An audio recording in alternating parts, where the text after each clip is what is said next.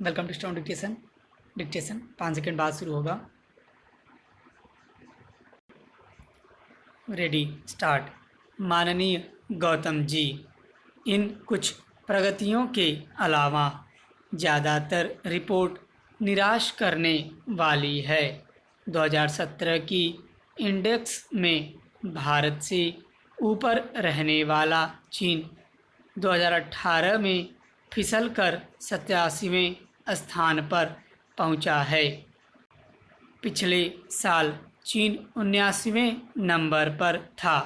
साथ ही सबसे कम भ्रष्ट देशों के अंक भी 2018 की रिपोर्ट में गिरे हैं।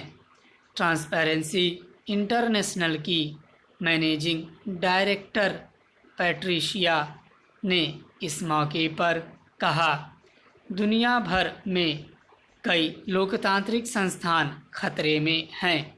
ज़्यादातर मौक़ों पर अधिकारवादी नेताओं की वजह से या फिर बहुलतावादी रुझानों के चलते। ऐसे में नागरिकों के अधिकारों की रक्षा के लिए हमें निगरानी और संतुलन को मजबूत करने की ज़्यादा कोशिशें करनी चाहिए। ट्रांसपेरेंसी इंटरनेशनल की वार्षिक रिपोर्ट सरकारी संस्थानों में भ्रष्टाचार के प्रति लोगों के नज़रिए को दर्शाती है। इंडेक्स में देशों को 0 से 100 के बीच अंक दिए जाते हैं।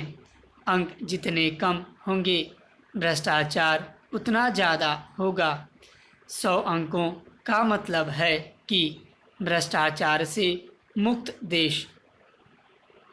बीते काफ़ी समय से डेनमार्क और न्यूजीलैंड सबसे कम भ्रष्ट देशों की सूची में सबसे ऊपर बने हुए हैं।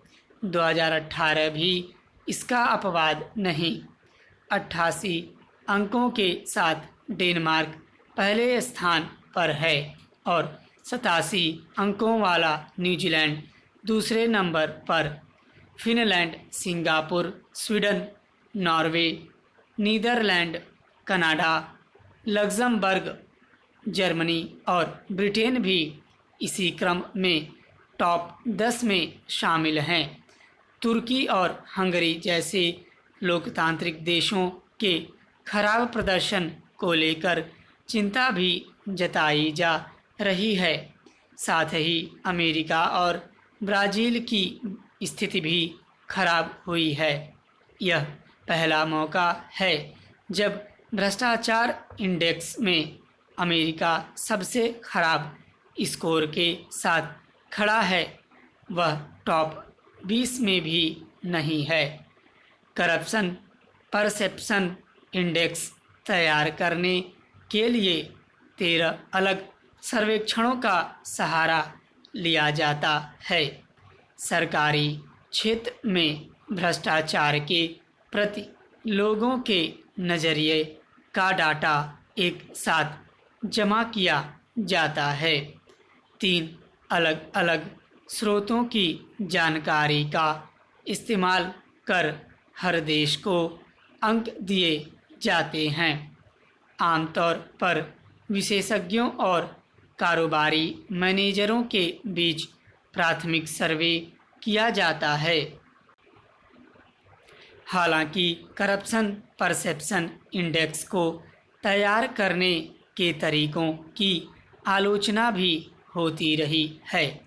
2016 में वैज्ञानिक डैन हग ने अमेरिकी अखबार द वाशिंगटन पोस्ट में लिखा कि भ्रष्टाचार के प्रति नज़रिए में और भ्रष्टाचार के उदाहरणों का दस्तावेज तैयार करने में फ़र्क है। हग के मुताबिक ट्रांसपेरेंसी इंटरनेशनल की इंडेक्स संघर्षशील इलाकों के बारे में नकारात्मक पूर्वाग्रहों को मजबूत करता है। नेताओं और अफसरों में पद छोड़ने के बाद ही विवेक जागृत होता है।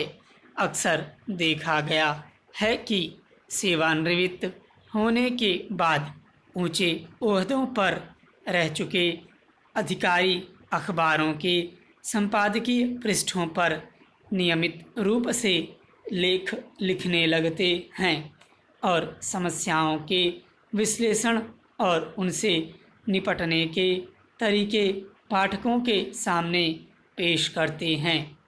पूछा जा सकता है कि पद पर रहते हुए उन्होंने क्या कभी उन बातों पर अमल करने की कोशिश की जो अब वे सुझा रहे हैं। स्टॉप।